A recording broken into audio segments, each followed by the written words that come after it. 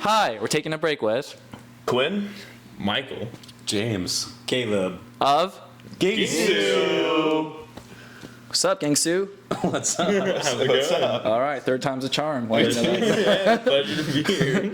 Yeah, thanks for coming through. Like, really appreciate taking your time and doing this. Yeah, thanks for having us. Yeah, we're in Long Beach, which is cool because I live in Long Beach. This is the apartment that I live in, but also you guys are in Long Beach as well. So Yeah, That's we're true. right That's off of that street that's Yeah. over there. Right off of Redondo. There we go. yeah, have you guys been in Long Beach for like a really long time, or? Yeah, I went to school. Okay, Shout out Cal State Long Beach. okay. I think we've been in Long Beach for like, what, 2 or 3 years now? 2.5 years. Yeah.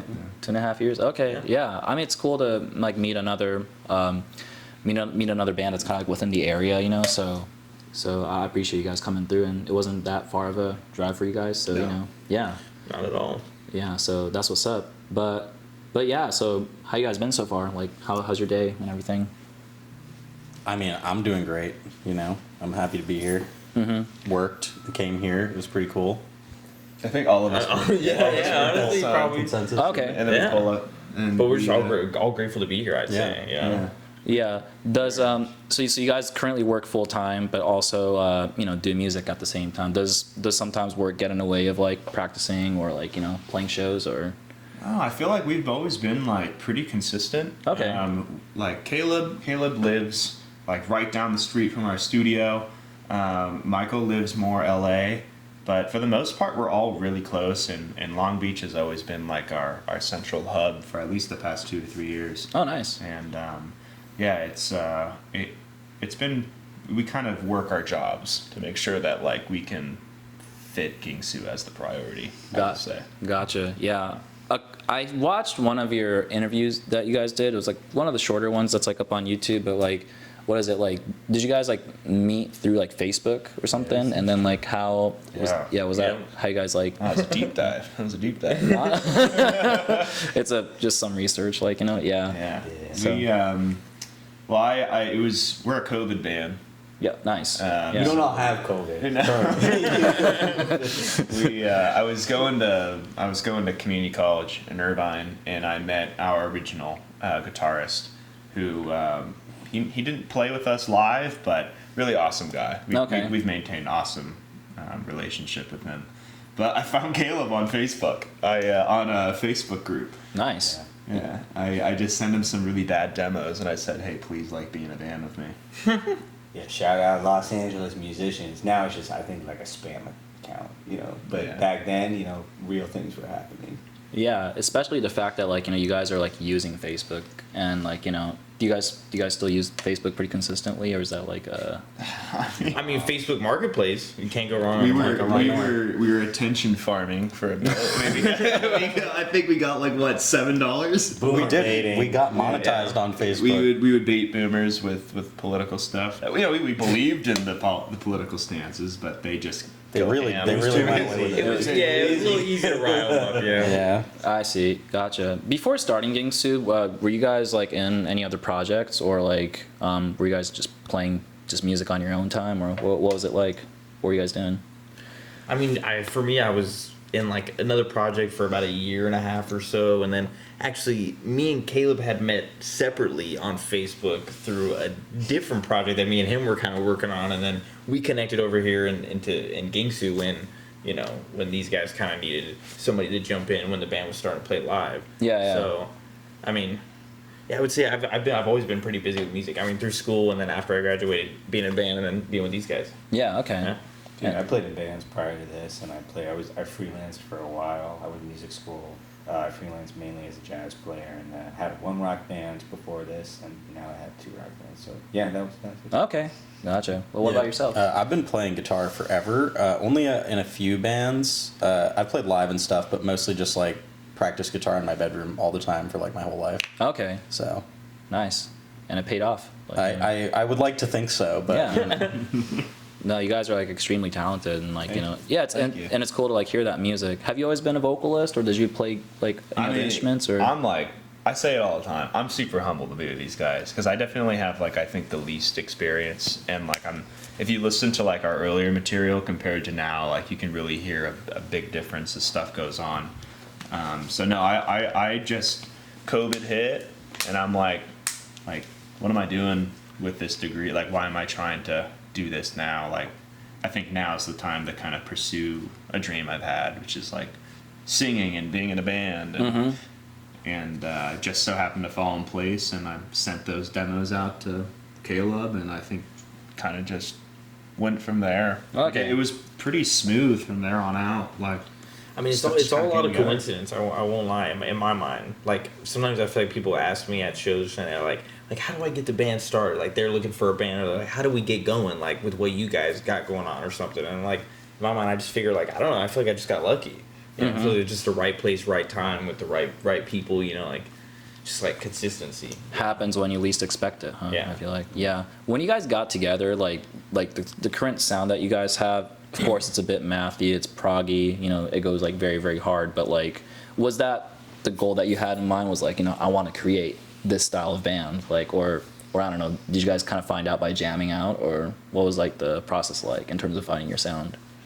I mean, I think when I reached out to Caleb, I was like, I'm trying to make a crossfade, like Slipknot-y kind of like Alice in Chains type band. Okay. And then, sure enough, we immediately departed away from that. But like, I think we just got great chemistry. Like, it seems like when we are rehearsing or writing music, like it just goes. I don't know. It's hard to explain. I just feel like all of us are pretty lucky. Yeah. Okay. Well, yeah, I think that just like the diversity of like our influences for each of us, like what we each enjoy in our own time, what we enjoy to play. You know, like I just think it all comes through. You know? Yeah, and especially like the sort of the prog sound and everything, because when it comes to prog, it goes into so many different directions. Yeah. So like, you know, it's kind of funny that you say that, like starting off as kind of a crossfade. Yeah. I was like, that I didn't expect that. You know? They're pretty Yeah. tight though, but No, like, you know, totally. Well, the Yeah. first song that we ever played together was from the Marshall Tucker Band, actually. Yeah. Okay. You know the song "Can't You See"? Yeah. You know, they got that. I think it's like a flute on it or something. It's like classic 60s, Yeah. 70s. You And know? when I tell you, we butchered it. yeah. But yeah, so that was that's the genesis, you know. Yeah. I mean, I wasn't there for that. There was definitely some growing pains and like kind of going through the motions. And I think once James joined the band and once Michael joined the band, that's really when we found like the template which would become Gingsu in the long term. Yeah. And as we've all like grown together, and like we have I think Michael or James, somebody said it a second ago, but we have like really eclectic differences in music tastes. Like our mix of genre is palpable, but like I think that's what's so cool is like if you have four people who are like willing to work and compromise, if you have that huge backlog of different inspirations, like the possibilities are just like endless. Yeah. But I just want to add, like, I feel like what's interesting to me when I think back on like our evolution is like I just feel like when I think of like James or like myself in like our parts, like for example, I just think like we keep like trying to like challenge ourselves, you know, play something that's like harder than the last riff that we came up with, or what's like groovy or more like a little more interesting than what we did the last time, right? I think like it's kind of like. I think it's kind of evident when you listen through like our discography. Like some of the earlier songs we released are like they're just a little more like simplistic and heavy and in your face. But then like we kind of have been trying to do more interesting things. As like I didn't start off playing on a 6-string bass, and he didn't have an 8-string guitar when we formed a band. So it's like we're kind of moving into new territories, and I feel like that is a big part of the evolution of our sound that we got to now. Yeah, I noticed that you guys been releasing music pretty consistently, because you say you're a COVID band, and then like in 2022 you already like released like an album. So like, you know, so it feels like things been moving like pretty fast for you guys, like right from the start. Like, don't you think so? Or Yeah, I mean, I think, you know, we've strayed away from like the album delivery model, just in kind of trying to put out singles via waterfall. Yeah. You know, and just because we felt like we went through what was like a year and a half where we didn't release anything. Yeah. And it wasn't for a lack of not having that. We had a huge backlog of material. Yeah. But it was more so just like we're trying to like our sound is so eclectic, and it's like sometimes we were too heavy for the light crowds, but sometimes we were too light for the heavy crowds. Yeah. Trying to figure that out. So in that kind of brief span, we're kind of figuring what we were identity wise. We didn't release anything. Right. So recently we've just been trying to like, what's the best model for getting it out there and like doing it justice. Yeah. Yeah. And then now you have this like single out, Failure to Launch, right? Yeah. So why don't we discuss that, because like that's like the latest shit that you guys have at the moment. Yeah, super excited. Yeah. That it's been, people have really been digging it. Okay. And it's Yeah. cool because like it's not as proggy as some of maybe our other songs, but the elements are there. You know, they're tasteful. Like Michael's bass part is like, it's crazy. You know, he's doing some stuff in there where it's like, I think to the untrained ear, you might not even think it's a bass playing the part. Yeah, it sounds like a finger picking guitar or something. Like, Yeah. And I don't know, I feel like we really are like we're getting our bearings. And that song is like a really great example of it. Yeah. Yeah, man. I think a big part of it, like, of not only shifting to the single model, but like also like just our current sound too, is like just like the production behind the scenes. You know, like we're trying to just like upgrade the quality of the songs, right? Each individual song having that pristine sort of feeling or quality when you listen to it. You know, and like in a way, like, because like we're all just working the best we can, you know, it's like it's a little hard to like have like a full album up to that standard and, you know, stay like with music coming out, or like, you know, we can't really like release stuff when we're trying to save like thousands of dollars to produce like a 6 or even 8 track album. Yeah. Yeah. So, you know, that's definitely a big part of the single release, but also like, you know, it's just like it's been helping us evolve the sound each time. Yeah. You know, we don't spend a lot of time on the full album trying to evolve the sound album by album. It's like each song gets better and better. Yeah. Are you guys happy with how the singles came out? Oh yeah, I'm super happy. I think this is the best. I think it's the best we've ever sounded. I also am like, I really like the very like clean, crisp sounding tracks. I mean, people can fight me about it, but I said in the studio the other day, I was definitely exaggerating a little bit, but I said the last thing I want is for someone to come up to me after a show and say that sounded so raw. Yeah. I'm kind of joking, but you know, I just really like the way we sound now. Yeah. What about you? Oh yeah, and the song sounds great. I think out of all the music we put out, I think this one, and then we had a song called Law of the Tongue, I just think sound the best sonically. And I love the song. I think the song is so dynamic. It's such a great reflection of what we do, and sort of, you know, it's very melancholic, which I like. And it's definitely one of our most emotive songs. You know, it's definitely a song that I feel has pretty immense replay value. You know what I mean?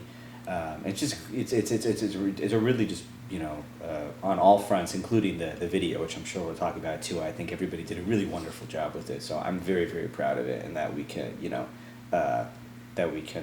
we'll have this to look back on, you know, for having done all this for this particular song, because I think we really deserved it. It says featuring, but like, who is it featuring? Lying through what? Lying Through Our Teeth. It's our homie from San Diego. Okay. His name's Levi, and I don't know, we really for a while were playing heavily in San Diego, like all the time. Like we were going down there like multiple times a week. Yeah, like 2 times. I mean, Oh, wow, we're really? all from up here, so Right. you know, people started calling us like a SD local band, and we're like, hey, like we're not from San Diego. Actually, funny thing that the interview that I was like referencing is like like on the title it says Gingsu, the hottest SD band or something like that. Yeah. Yeah, so like I don't know, it was tough because like we were playing a lot of shows in Orange County and a few in LA and a few in the Inland Empire back in like 2022, but at the time, you know, like I think these scenes that we were talking about earlier, like, you know, the like Love Letters and the like the Codeds and all these different crews from this area, they weren't really around yet. Yeah. So like music coming out of COVID was a little bit different in this area, to where we were like, all right, like it's hard to get shows booked here. It doesn't seem like people really value us here. Let's go to San Diego. And we just started playing a lot down there, and one of the people we met, he used to run some of the, you know, bigger shows in San Diego. Yeah. He has a music project there, and we always really vibed with him and vibed with his voice. Yeah. And this is our first time doing a collab with somebody, and we're like, Yeah, I mean, because we've always talked about doing like collaborations with other bands that we've met, like so whether there were someone in San Francisco that we've met in the past, and stuff like that. But this is the first time it's actually come to like a fruition, because I mean, he just dabbles all over the place in different musical things. We figure like he's got a great sounding voice. We think we could really fit the vibe of this track, and I think we all feel like it adds a lot. Okay, so he did like a vocal contribution to the track yeah, itself. yeah. Okay. Yeah. That's cool. And like the music video itself is like it's shot really well. Like Yeah. I don't know, like, yeah. And with the whole blindfold concept, did that because I saw like a live video of you guys doing blindfold. Mm-hmm. Was that idea like how did that come about? so you show him the blindfolds.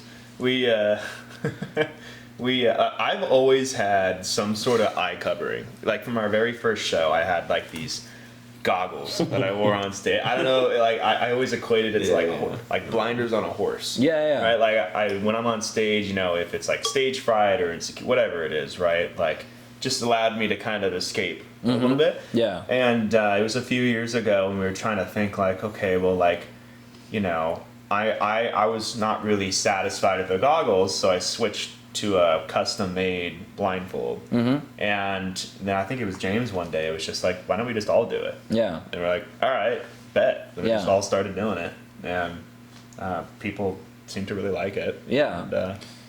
And it's definitely like a cool part of what makes us now. It's like a uniform in a way, like but Yeah. very united. None of us, we didn't want to be like another masked band. Yeah. Like we didn't want to be like the band that goes around anonymous. Yeah. Because I think all of us are like pretty personable people. Yeah. And I mean, when we finish our set, like I don't even wait like 15 seconds before I pull the mask off, because I mean I'm so sweaty or what, you know what I mean? Like we're not like I almost think of it like just like just a fun like vibe. It's like interesting just to watch and see on stage, and for people that see they're looking at us, and it's another thing to catch their eyes. And that's, to me, I think that's the best part about it. Yeah. Let's take this moment and let's try to name all the masked bands. Go. Oh my god. Slipknot. Ghost. Guar. Oh, Guar. Sleep Token. Sleep Token. Mushroom Head. Mushrooms. President. Wow. Throwback. Slipknot. And then Mudvayne. Who's the one that wears like the Mudvayne? Mudvayne. Who's the one that wears? Oh, can West Borland count from Limp Bizkit? yeah, sure. West Borland. Sure. It's like, Buckethead Did definitely we had counts. Ghost on there? Bucket, Glass Ghost is on Beads, there. yeah. Yeah. What's Glass Beans. Doesn't Beams. Slaughter to Prevail? Slaughter Yeah. Prevail. There we go. Yeah. Yeah. Okay. Yes, So we there's a lot of masked bands out Daft there. Punk. Daft Punk. Yeah. Love Daft Punk. Yeah. Yeah. Daft Punk's prog, man. Yeah. Yeah, Well, I mean, honestly, it is. They're Honestly, vocal slicing. Yeah. I'd say it counts.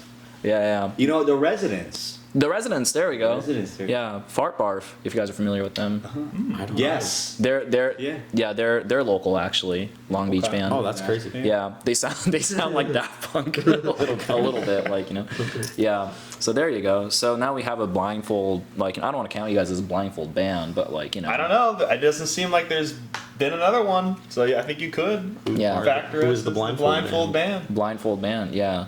No, I think it's a cool like concept, So so now that Failure to Launch is out, and then with the music video and everything, I think sort of the way you guys like rolled out with it was like cool, because when you reached out to me and like when I checked like the Instagram, there was nothing posted, and I was like, oh, I guess like this is like you guys are coming out with like a clean slate or something. Yeah, kind of. I don't know. We found out about you when Stereosity was on your interview series a while back, and they said Gingsu in the interview, and we're like, oh, that's that's so awesome. That's the first band they said. It's like it's like who do you recommend? Yeah. It's like Gingsu. Yeah. So yeah, shout out Stereosity. It goes both ways. But we definitely were like, that's something we don't do a lot of, is like putting ourselves out there in front of a camera and trying to do interviews. Yeah. And I don't know. I've been watching you ever since, and I think it was just a natural fit. Yeah.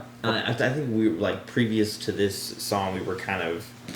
I think our Instagram image and appeal was sort of a little bit more like I guess the best way to put it, you know, with no shame, is like kind of engagement farming. You know what I mean? And like, sure. I don't think there's any real problem with that, but I think we wanted to just sort of pivot ourselves away into a different, you know, image, and we figure like what better way than to like come up with a high quality video, wipe the Instagram, you know, sort of just relaunch that whole vibe. You know, I think it's really paid off so far already. Yeah, navigating social media is a very difficult thing. I'm not gonna lie, and I'm pretty sure with the band, it's even like how are we supposed to, you know, like I mean, because at a certain point, it's like we're just fighting for everybody's attention more than anything.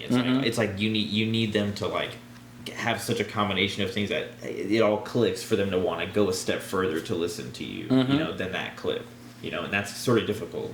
Yeah. So now that the single is out, are you guys planning on releasing like more singles or an album coming up soon, or like, you know, what does it look like? Yeah, I mean, kind of the thought process we have moving into the future, and we now have the songwriting apparatus machine like well oiled. Like Nice. Caleb goes in there, he lays down drums. Yeah. Then straight after that, Michael comes over, he lays down bass. And we do the drums in the studio, but guitar and bass are both DI tracked at the house. So like it's super relaxed, you know, great vibes. Okay. Like for like the Failure Launch record, like did you guys record like with somebody, or did you guys all do it yourself? Like do you guys have like a So Caleb goes and does the drums, right? Yeah. At Electric Sun Studios, which is a studio up in La Cañada, Flint Ridge. Yeah. And the engineer who we've been with for a while, his name is Matt Norman. So we always track the drums there. Oh, okay. So there's so you track it and stuff. Okay. And usually we do the vocals there too. Quin will go and do some say, but then we do the guitar and the bass. We just do that stuff at home, you know. Yeah. Take our time with it. Do you guys do the mixing on your own too, or do you send it to somebody as well, or like No, we do have a guy.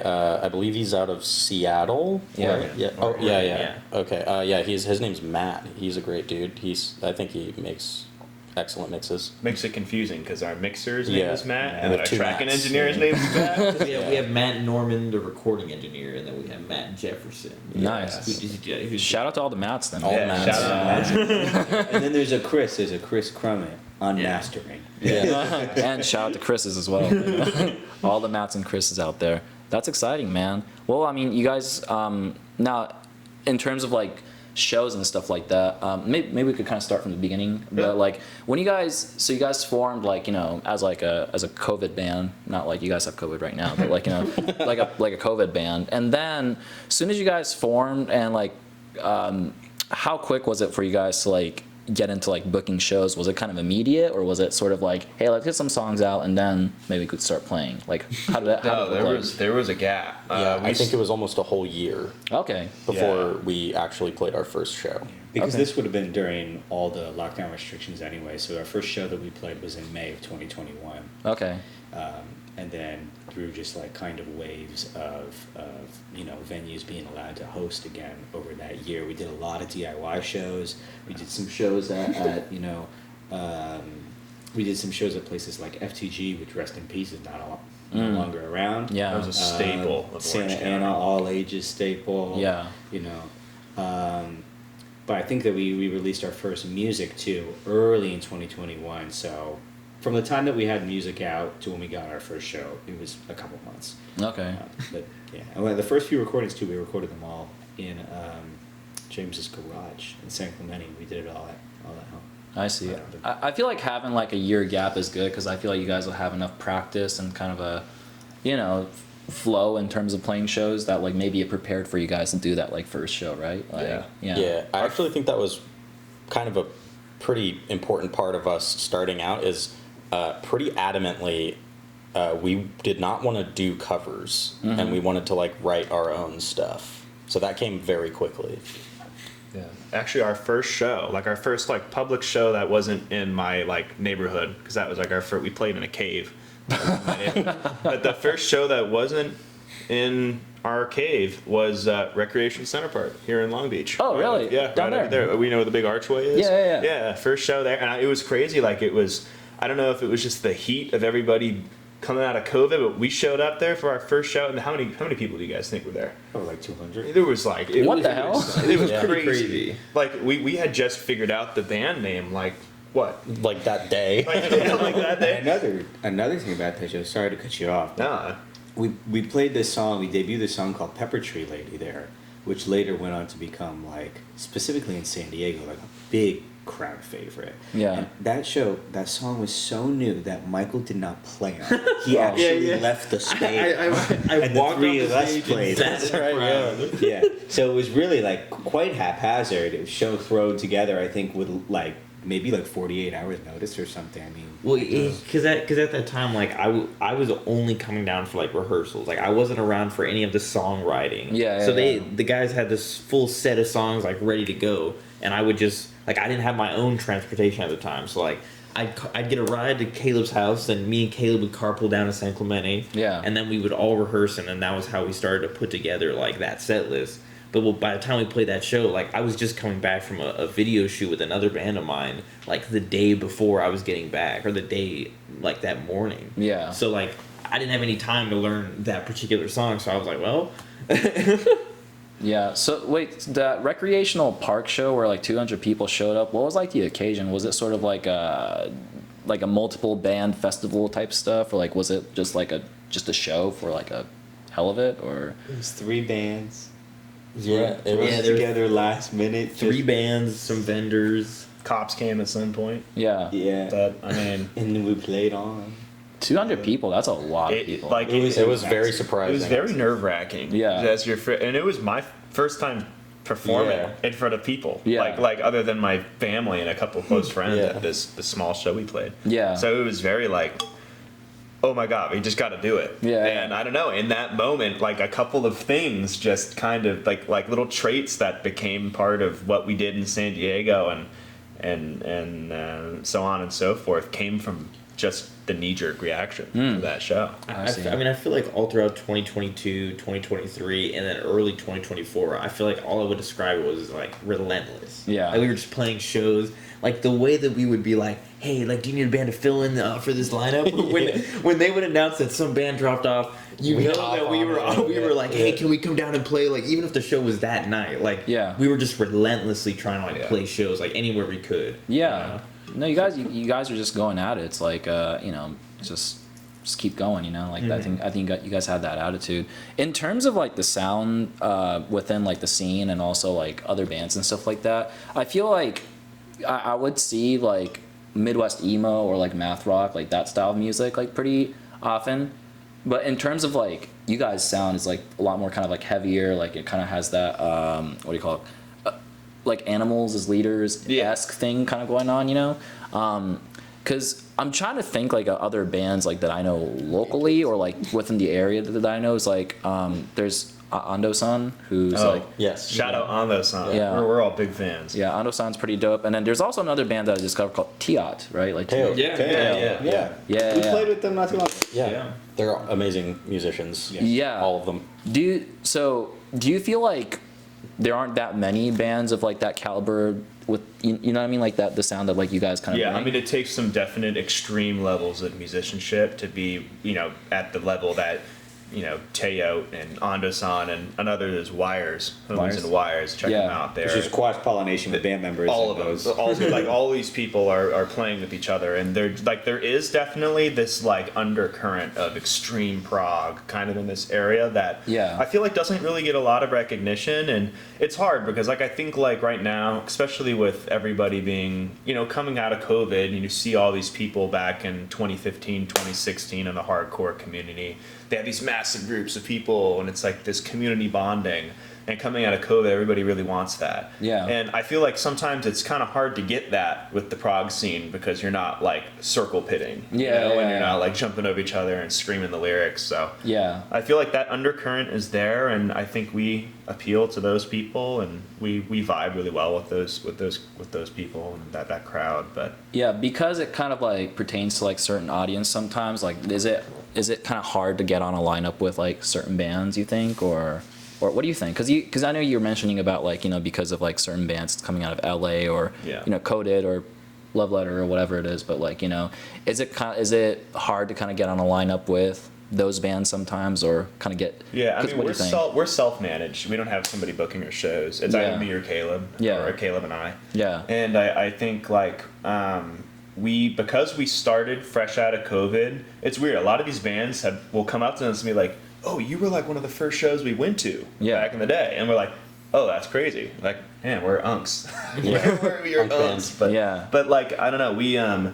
We just try to utilize the connections and friendships we've made, and then just like work our way out. I mean, I feel like it's in my mind it's kind of difficult because I feel like some of the communities that we want to tap into, like they're not necessarily like the biggest like areas to go to local shows and find these people. Like they're like people that love to watch gear videos online, or they like to see the clips on Instagram, right? And then they find the band and then they're like, oh yeah, like, you know. And I think for us it's like that's for a while what we were trying to do was like get our attention through like showing people the physicality of what we're playing, you know, with the blindfolds on and stuff like that, you know, because it's like it's difficult to like put together like a local hardcore show and have like people who are like gear addicts and like fit the certain like small niche that we're trying to tap into, like show up there, you know. If that makes sense. Yeah, I know what you mean. Yeah, I guess like there are definitely people out there like trying to pick those like stage diving sound, or like, you know, something more in that lane. Yeah.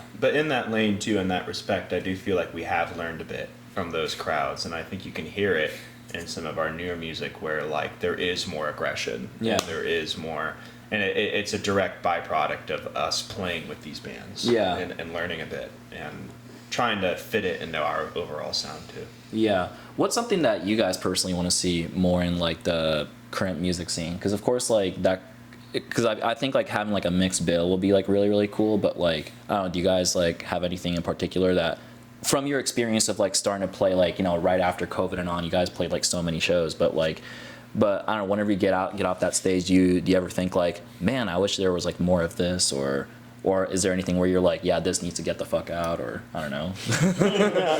Yeah. I mean, here, I could give you an example. For example, like I talked with Kyle, who plays in Gate and Versus Self, and they were talking about how they like to see, because especially like when it comes to like hardcore bands like playing in like these like local venues, like sometimes there's a lot of these like show off behaviors that ends up like destructing venues, and that ends up like leading to venues to close down, or like, you know, and something else like that. So in their example, they're saying I like to see less of that, and yeah, maybe like, you know, putting more compassion into cleaning up the venue afterwards, or like, you know, or taking care of each other or something like that. So yeah, just that as an example, but you know.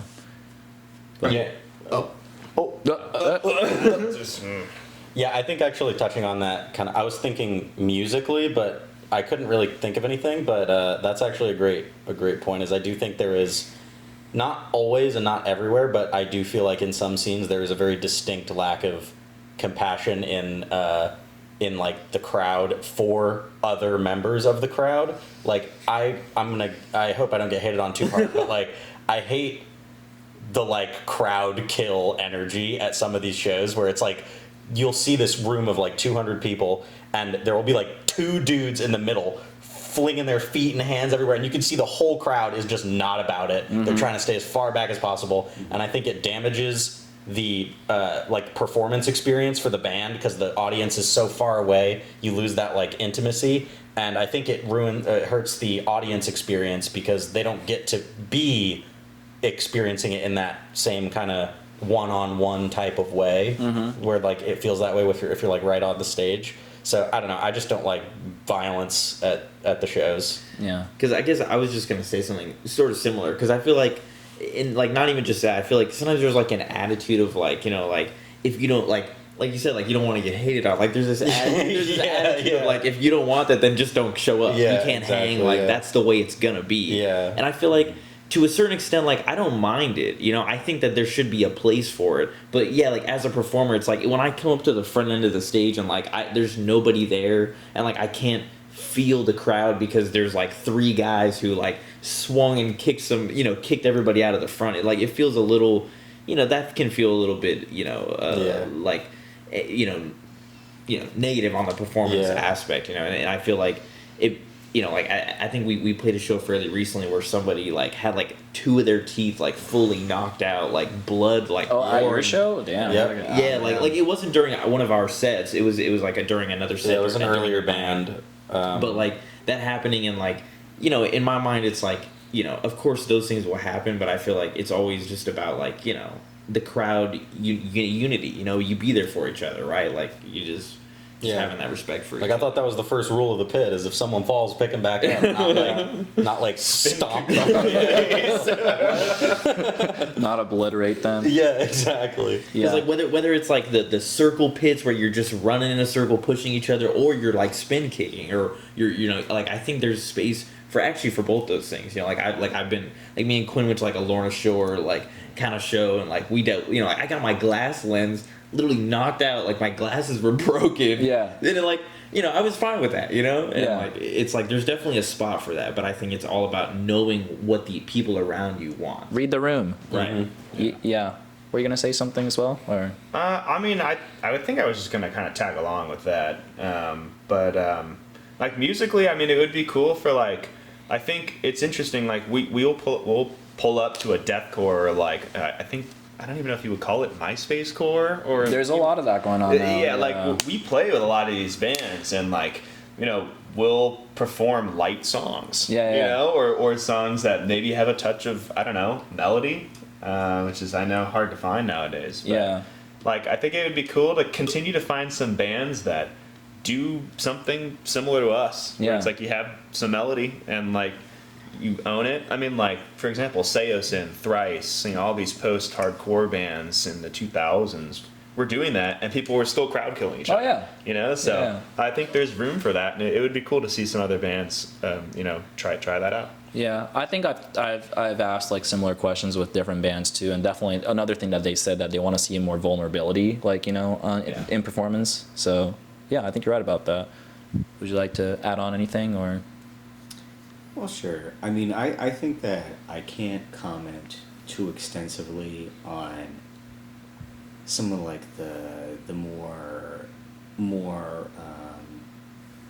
community elements of the hardcore scene, because that's not a scene that I'm a part of. Yeah. Or that I really have any. I mean, I can definitely listen to some Cro-Mags, but I'm not a big hardcore guy to begin with. Sure, So yeah. I don't want to criticize too much.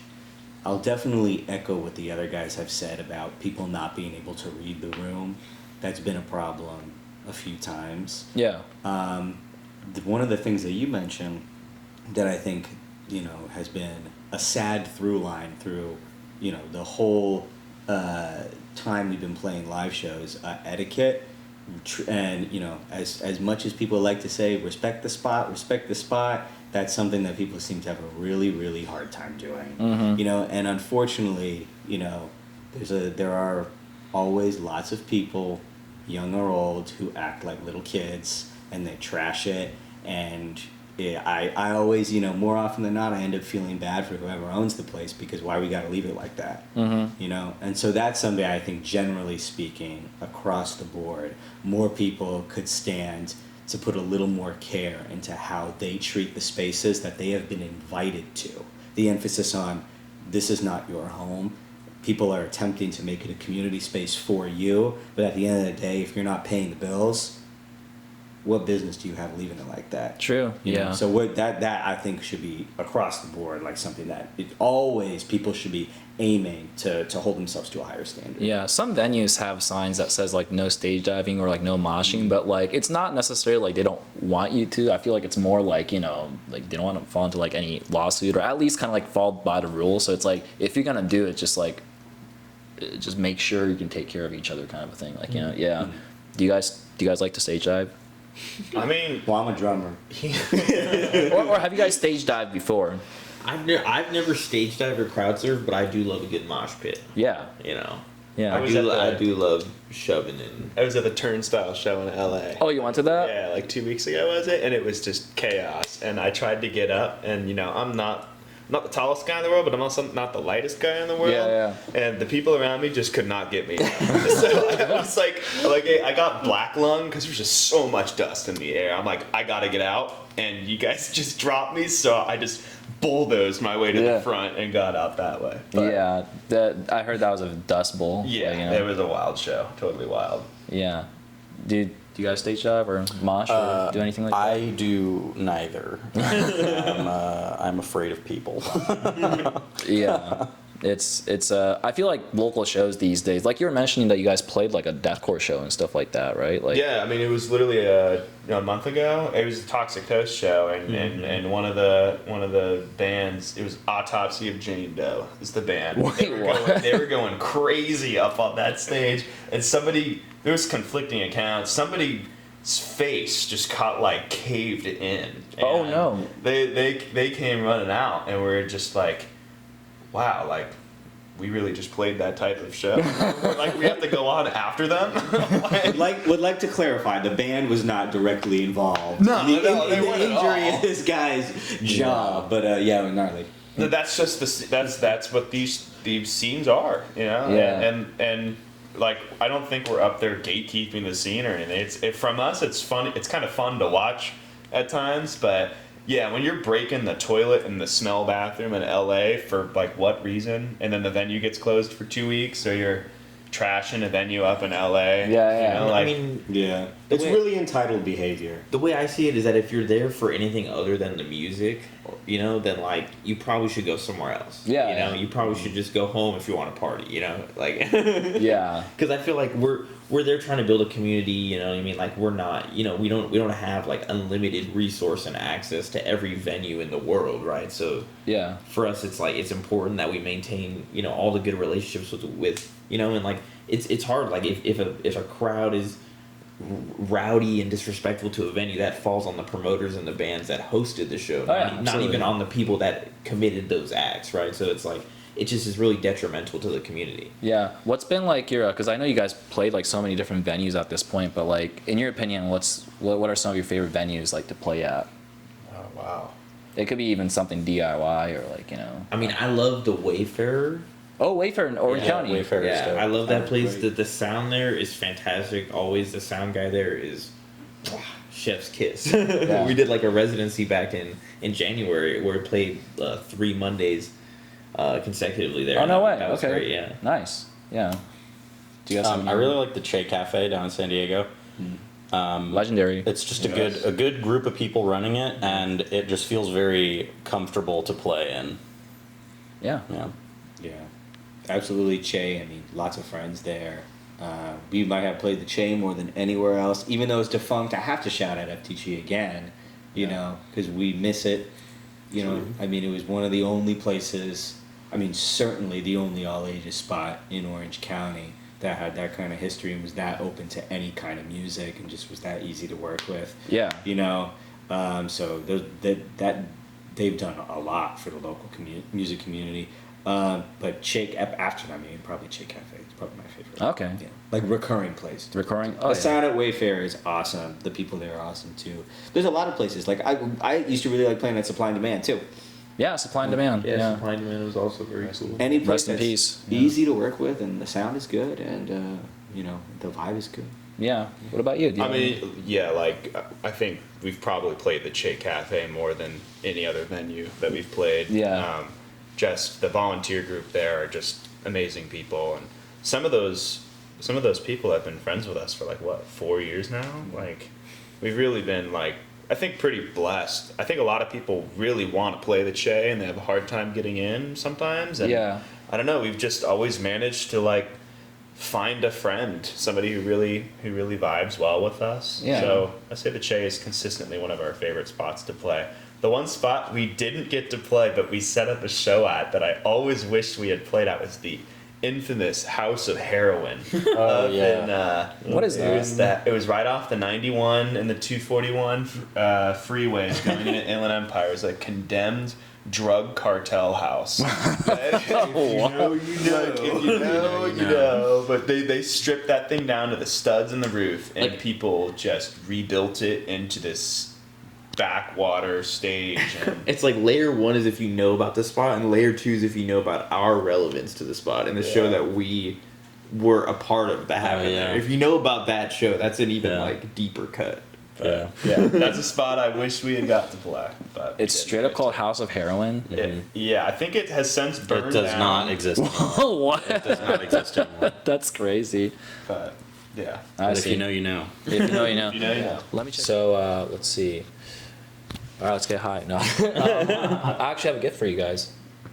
For us? Yeah, for you guys. Is that real? Yeah. All right, now here. Actually, It's the amp.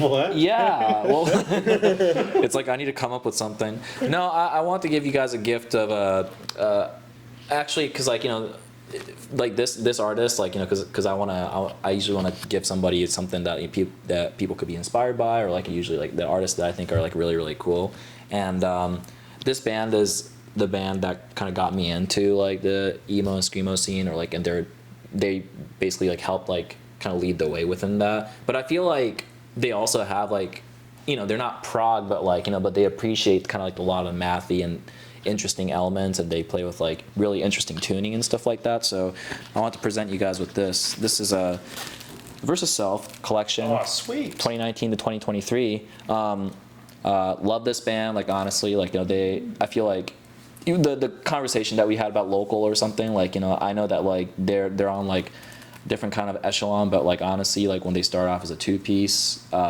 it's something that was like really mind blowing. I mean, I guess they're technically still 2-piece, like another person is basically kind of helping out with the vocals, but yeah, I just wanted to kind of share with you guys a really cool music, and this is Versus Self. There you go. Thank you. Thank you very much. Awesome. Thank you so much. Gotta pass it all around. Did you say they share members with? Is it a gate or gat? I can never figure. So Kyle, the guitarist and vocalist, like they have another project called Gate where they play guitars, mostly instrumental, and then has like a different drummer. Didn't you play with them? With Gate, I think that we played with them. Yeah, with Remar. Yeah, so that's Kyle's side project, and then the drummer of Gate has a solo project called Belted Sweater, which it's just like by himself with like a kind of like a certain backing track, but like he's a really talented drummer too, But for Versus Self, they have two other members, Frankie and Dante, who's in another band called Numb Ears. Okay. And then Yeah, so I heard of them. yeah, so that's basically like they share members together, Oh, and I didn't realize there was so much yeah, cross pollination. yeah, there's a lot of cross pollination there, and like and Kyle's an amazing dude, and I definitely want to share, like especially if you guys aren't familiar with them, then I feel like you guys could really get into them. So Yeah, I'll I've have heard to bring them you a gift before. next time. yeah, no, it's no, give me your cassette or CD or something next time. We're then, working on it.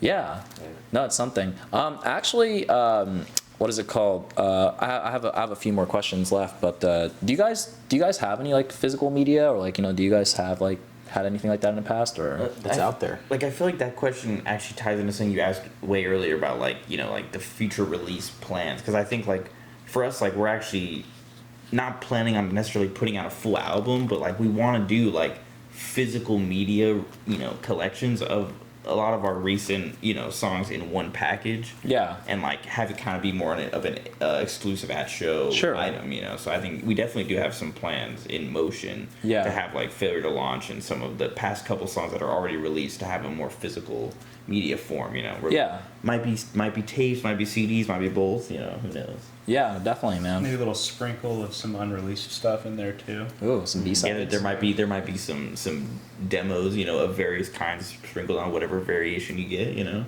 Yeah. to spoil too much. That will be exclusive to the physical media, because we're all big fans of having something that you can hold in your hands. That's something that's very, I think, a sentiment that's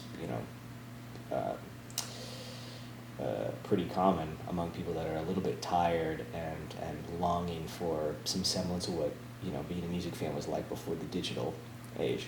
Actually, how back in I'm a millennial, so like I remember this, but like you buy like a Japanese edition of CD, and it comes with these like bonus tracks that wouldn't come Yeah. on to like and actually so a lot of the emo bands too would have something like that, where there'll be these bonus tracks where you can't even find on Spotify or like different streaming services, So it'll be cool if you guys end up doing like a bonus track that's only on a CD or something like that, where you can't find anywhere else. Yeah, we would love to do that. I mean, I think all of us. I think there's just a growing resistance and just general animosity towards like Spotify and others. Like, I mean, if there was a way to like send to every one of our monthly listeners or somebody who enjoys one of our songs like a physical copy, and then we take all of our music off, I think we would do that, But I think the reality that we live in is like we can't reach an audience without using these platforms that are there, you know. Yeah, what are you guys' thoughts on like just streaming services in general? Do you feel like because I know like there are bands that's like starting to take their stuff off and like, you know, also have some like friends who are like, you know, planning on doing that, like, you know, when the new release comes. But like I feel like if you have like a big audience or something like that, then like I could kind of like understand that. But for like bands that's like kind of up and coming or newer, or if they don't really have like a lot of people listening to it, I feel like it's okay to kind of like have your stuff like on streaming service to kind of find your audience on it. But what's you guys' take on it? Like just overall, do you feel like it's okay for people to just have streaming services in general? Or? I mean, I feel like we have found like there's this band from Europe. What Carmen Jaka? How do you is that how you? Carmen Jaka, yeah. Carmen Jaka, just amazing prog band, and I would have never found them had it not just been through Spotify's.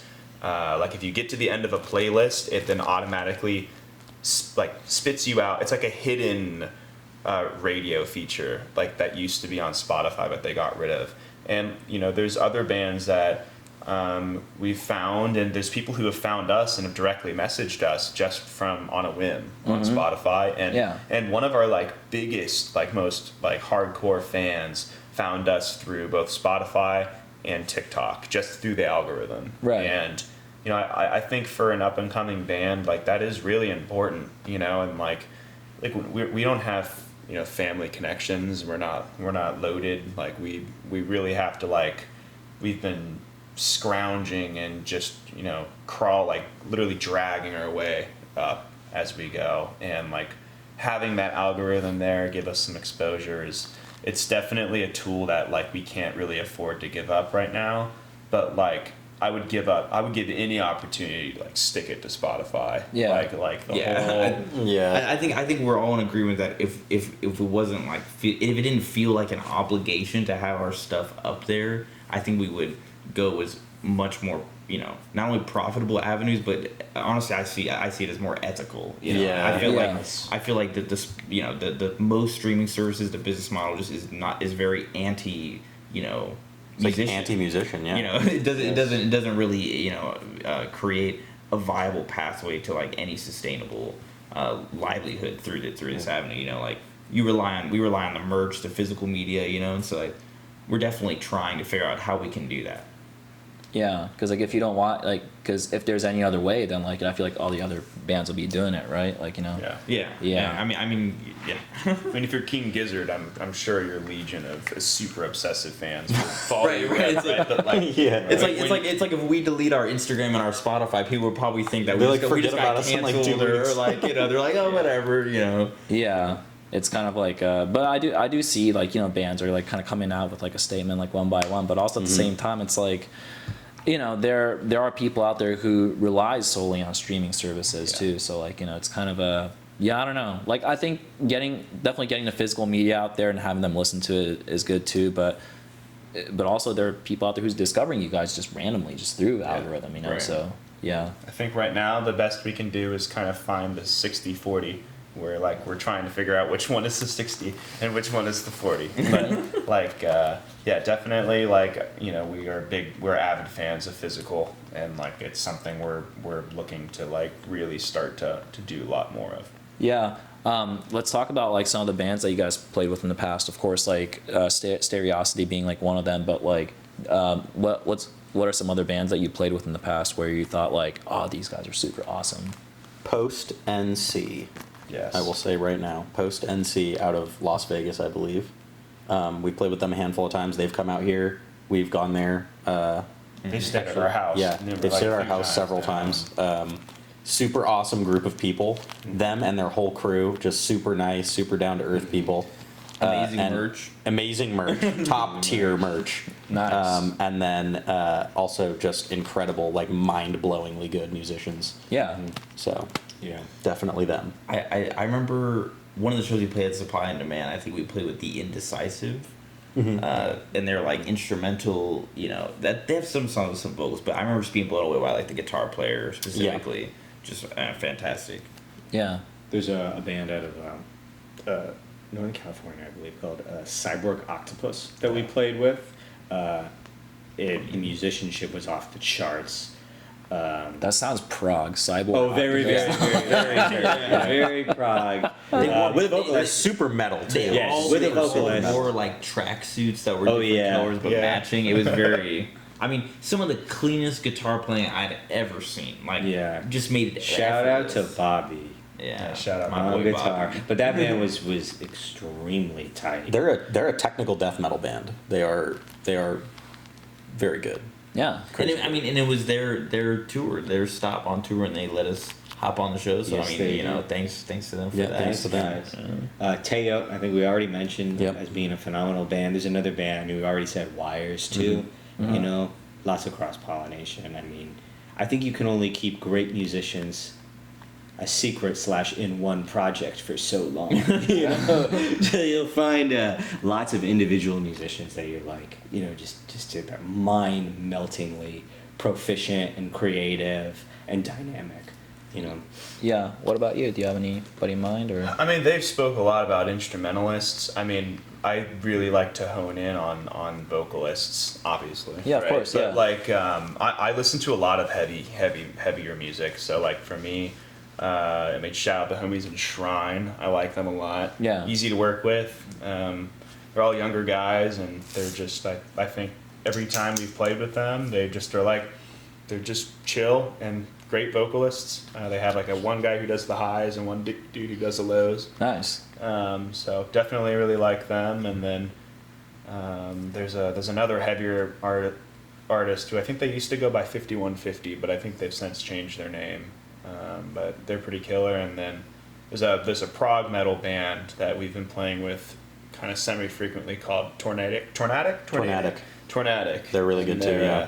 Yeah, very good. They got the whole like Animals as leaders. You kind of sound Okay. like era, that kind of modern prog, modern metal. Yeah. They're very good, and their vocalist is also very good. Awesome. Yeah. Can I throw one more in? Yeah, of course. Can we talk about bands that have killer vocalists and also great instrumentals and people that are really creative and straddle a line between making music that is commercial sounding but really, really strong instrumentals? There's a band called Pseudovision Oh, I knew it was that, Yeah. I Yeah. mean, I really, really think that they deserve far more listeners than they have.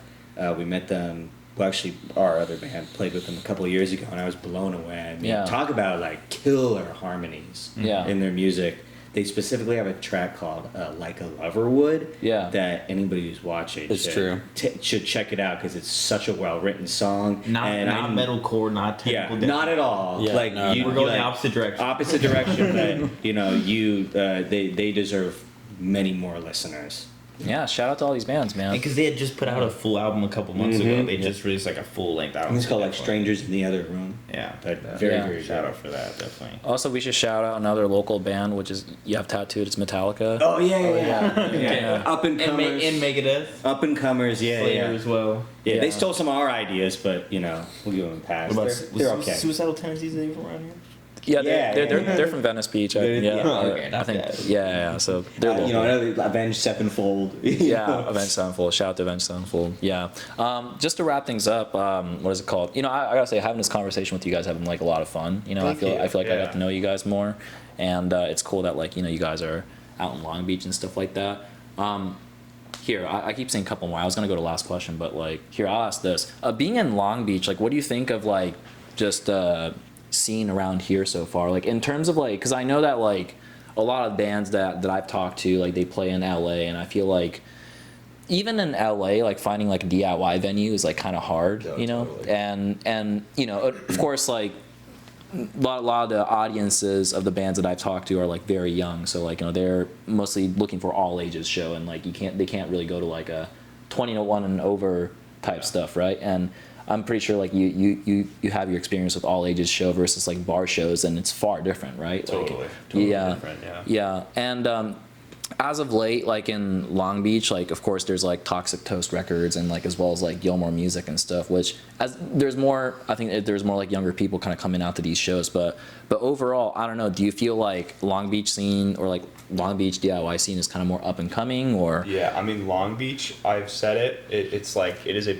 I am just so surprised that like it is not this mecca of live music. Like, you have the school. You have so many young people. I mean, there's just so many bands that have got their start in Long Beach and have played in Long Beach, historically. It's just, it's kind of just unfathomable. Like, I struggle to understand why so many promoters in particular don't book here. So, like, that's what we've been really trying to do a lot, is we do book a lot of shows behind the scenes, kind of acting as pseudo promoters. And, I really want, to uplift Long Beach a little bit, because like it's such an untapped well of potential. And like some of the like coolest fans we've met have come from Long Beach. And it's just, Long Beach is such a melting pot of culture, and so many people want to play in the LAs and the Hollywoods and the so on and so forth. But I really think Long Beach, give it a year or two, and fingers crossed the city will stop canceling permits for shows.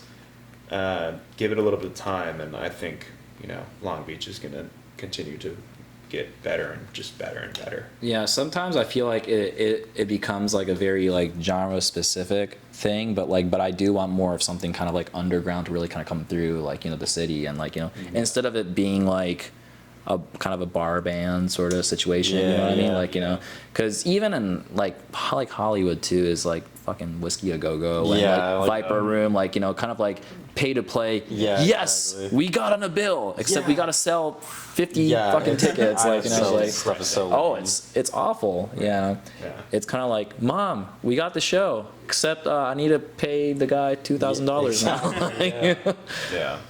So I don't know. I feel like having like Gilmore Music and Toxic Toast right now, like honestly that's a really good thing, and it's a great start. So hopefully there'll be more like all ages venue coming through, just to wrap things up, again, thank you for taking your time. Like you guys as well. Thank you for having us. Thank you. It's been an awful experience, like so I asked this in every interview, but what encourages you guys to keep playing music? And of course, like that answer could be different for everyone. It could be like along the line of like seeing the fans' reaction is really awesome, or maybe it could be something as simple as just want to make really cool shit. What is it for each of you guys? Like what encourages you guys to keep going? Who wants to start that Do one? you want to go down? Quinn, I've been starting way too much. Okay, Caleb, start. I don't know no better. That's what else would I be doing? Such a Florida answer. What else would I be doing? I've never thought about being anything else, doing anything else. And that's really it. I don't know if, pragmatically speaking, individuals observing my life would say that it's been, the most lucrative or intelligent line of decisions, and decision making. But my rationale makes sense to me, and that I think that life is really short. Not to be philosophical, but life is fleeting. You never know when it's going to end, and really at the end of the day, what matters is what you spend your time doing, right? Because you can't take anything with you. So I want to spend my time making music, and that's what I've centered my life around. Yeah, that's very poignant and very elegantly stated. I don't know if I can say anything like that, honestly. I like it. It's fun. I've been playing guitar forever, and I feel like at many points throughout my life, I have had the thought like, I should probably just stop. Like what am I doing? Like what's the point? But then I guess I got into this project, and I have felt very confident about it. I've just felt very like. It's felt so different than anything else I've ever done musically, so I feel like I gotta see it through. It's a conviction. I just need to. I gotta see where it goes, no matter what. Oh yeah. Yeah. I mean, I feel like I just think music is such like a one of a kind little communication or language, you could think of it. Like when you play or listen to a song, right? Like there's no other real experience like that. So I feel like as somebody like being on stage, communicating a message through something that, we collectively created, or, whether it's something that maybe I just came up with or anything like that, it's like, I just think that's an awesome feeling, and it's an intimate feeling, like it's crazy the vibe that it feels like when you like perform on stage together, like play like a lot of shows together, and like you get into a different zone when it's like we're playing a riff together and we're like looking at each other in the eyes, or you know what I mean? It's like, you know, intimate in a, you know, in a good way. In a good way. Making musical love on stage. I mean, all I'm saying is that's why I love like instrumental music.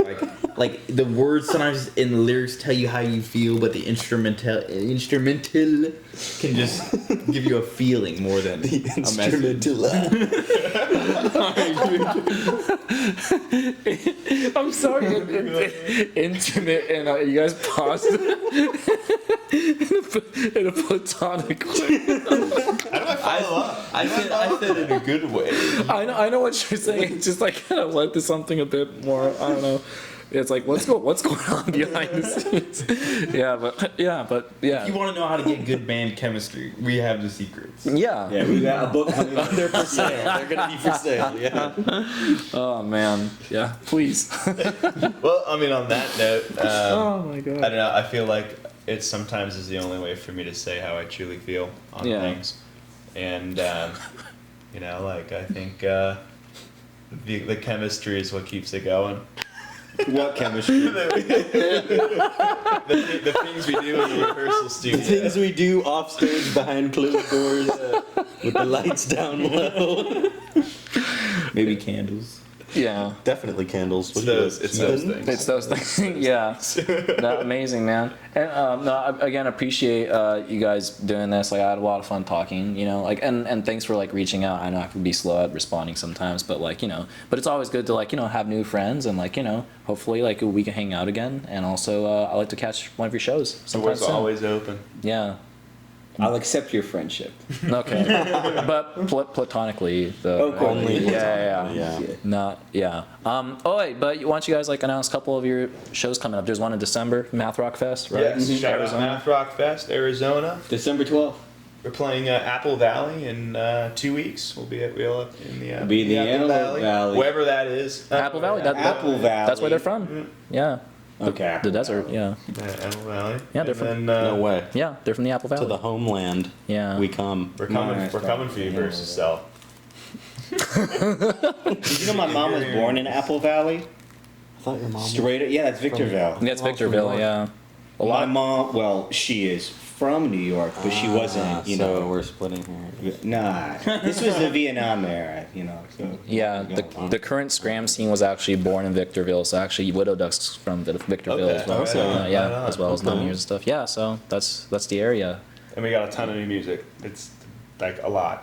Yeah. A truly gargantuan. We were amount of just having a music. conversation about what song to release next on the way over here. So we were. There's so many to choose. we got from. so many Yeah. options. Who knows? And depending on when this comes out, when this with interview drops, we do have another show in LA on the 14th, November 14th, at 33rd Hill. That's Yeah. another show that we have. Oh, there we go. There you go. All We're right. always playing more. 44 Hill. That's right. Keep playing, keep grinding and everything, and we'll wrap up right here. Don't forget to follow Gingsu on Instagram. Check out their new music video. Go see their shows. Mosh Stage Dive Safely, and don't forget to check out Take Break Kazu on TikTok, Instagram, as well as YouTube. And yeah, have a good night. Listen to Gingsu. Peace.